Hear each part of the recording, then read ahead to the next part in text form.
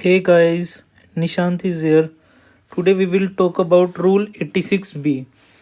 इसमें क्या होता है कि अगर आपकी सप्लाई सेल जिसे आप कहते हैं किसी भी मंथ में 50 लाख से ऊपर चली जाती है other than exempt and zero rated supply, ये आपको हर कोई नहीं बताता, वो 50 लाख बोलते हैं, पर हमें ये लेनी होती है अदर देन एग्जाम्प्ट एंड जो जीरो रेटेड सप्लाई हम जो एक्सपोर्ट करते हैं या SEZ को करते हैं उसके अलावा जितनी हमारी सप्लाई है अगर किसी भी मंथ में इन एनी पर्टिकुलर मंथ अगर वो 50 लाख से ऊपर चली जाती है तो फिर हमें ई क्रेडिट लेजर से 99% of the output tax liability ही उससे बुक कर सकते हैं।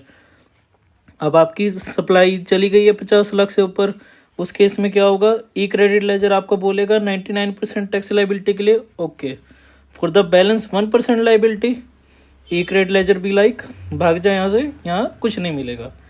एंड फाइनेंस मिनिस्टर हमारी ताई जी वो क्या बोलेगी उस 1% के लिए, ला पैसा दे, बिल्कुल। But there are 4 exceptions. सबसे पहले तो आप ये देखिए, इसके लिए की अमाउंट है हमारे पास 1 लाख रुपए, जो आपको याद रखना है। Okay, so now we will talk about 4 exceptions. If in any 2 financial year, last 2 financial years, said person, proprietor, कर्ता, MD, any 2 partners, whole time director, member of managing committee और board of trustees, अगर इनमें से किसी ने भी income tax पे किया है लास्ट 2 फाइनेंशियल ईयर में मोर देन 1 लाख रुपीज, मैं फिर से कह रहा हूँ कि इन लास्ट 2 फाइनेंशियल ईयर में, ऐसा नहीं कि सिर्फ एक में, लास्ट 2 फाइनेंशियल ईयर में अगर उन्होंने पे किया है इनकम टैक्स 1 लाख रुपए से ज्यादा, कि इन लास्ट 2 फाइनेंशियल ईयर में, ऐसा नहीं कि सिर्फ एक में, लास्ट 2 फाइनेंशियल ईयर में अगर उन्होंने पे किया इनकम टैक्स 1 लाख रुपए से ज़्यादा, तो आपका ऊपर ये रूल अप्लाई नहीं होता। क्यों? बिकॉज हमारे इनकम टैक्स भी और GST भी ताई जी के अंडर आता है, तो आपने चाहे इधर से दे दिया चाहे उधर से दे दिया। ओके, एंड सेकेंड इज, अगर आप रजिस्टर्ड पर्सन रिफंड क्लेम करता है more than 1 lakh in last financial year, refund किसका हो सकता है, जीरो रेटेड सप्लाई और इन्वर्टेड ड्यूटी स्ट्रक्चर का। उस केस में अगर हमें रिफंड मिलता है जो हमारा अनयूटिलाइज्ड ITC होता है उसके अगेंस्ट, तो उसके लिए हमें फिर रिफंड मिलता है अगर वो रिफंड 1 लाख से ज़्यादा हो जाता है तो हमारे ऊपर ये रूल अप्लाई नहीं करता।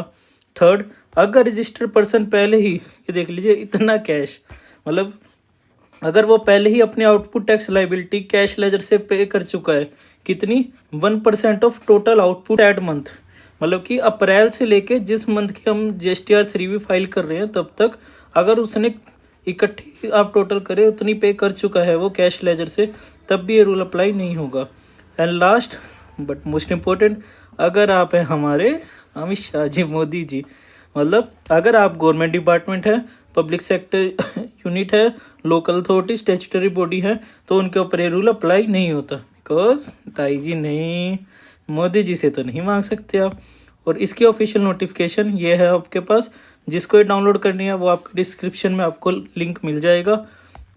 इस पर्टिकुलर नोटिफिकेशन नंबर है 94/2020 CT, आपको इस लिंक पे भी मिल जाएगा। इस लिंक के आप 9th पॉइंट पे जाएंगे तो ये आपको पर्टिकुलर सेक्शन मिल जाएगा रूल 86B का। सो साइनिंग ऑफ रूल। अगर आपको कोई भी डाउट हो GST से रिलेटेड, रजिस्ट्रेशन है किसी भी चीज़ से रिलेटेड, आप मेरे को इस पर मेल कर सकते हैं, आपको साथ ही सेम डे पे रिप्लाई मिल जाएगा। Thank you.